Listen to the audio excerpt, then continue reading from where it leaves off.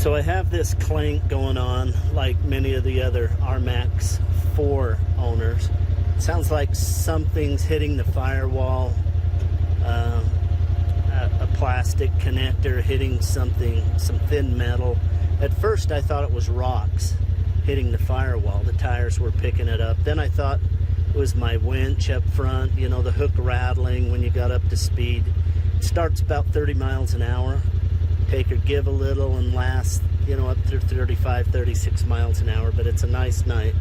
So I was going to try to see if I could replicate it. I hear it every time I ride it, but there's no wind, so we're going to try to see if we can hear that noise.